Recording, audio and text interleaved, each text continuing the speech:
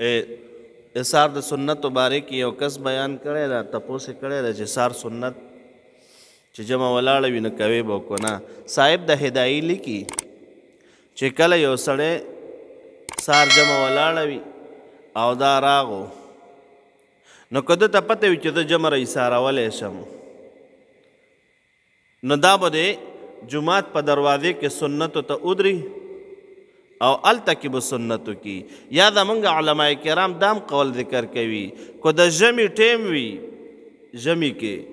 او امام صاحب جمع ته ژمي د ژمي موسم د په کمره کې ولاړ د دا د بار سنتو کی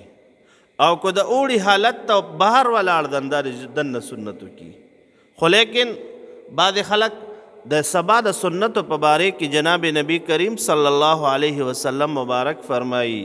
د دې د سنتو دومره اهمیت ته د سبا وان طرتکم الخیل پیغمبر علیه السلام مبارک فرمایي کو تاسو د اسونو د خپو لاندې پیمال کیږئ ولې نه خو د سبا سنت پکوئ. د سبا د سنتو دومره تاکید رغلی ده او زمونږ علما کرام غالبا حضرت امام ابو حنیفه رحمه الله یو مفتی د مفتی او هغه مدرسې کې فتوی ورکوي خلکو ته پرس کا لکه دارالعلوم حقانیه کې یا بل مدرسې کې زمونږ امداد العلوم کې دارالعلوم سرحد کې یا هر ځای کې یو مفتی ده او هغه عوام مسلمانانو ته فتوی ورکوي. نو فقهای اعظام فرمایي دا کو صرف فرضو کی فرض او نور سنتو نه کیو د خلکو ډیر رشته په د خلکو ته فتوی ورکوي نو جایز ده ولا. خو د سبا د سنت په باره کې الا سنت الفجر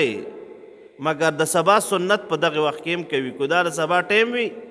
نو د سبا سنت په کوي. د سبا د سنت په باره کې فقهای اعظامو دومره تاکید کړی ده او جناب نبی کریم صلی الله علیه وسلم مبارک تاکید فرمایلی ده وان طرتکم الخیل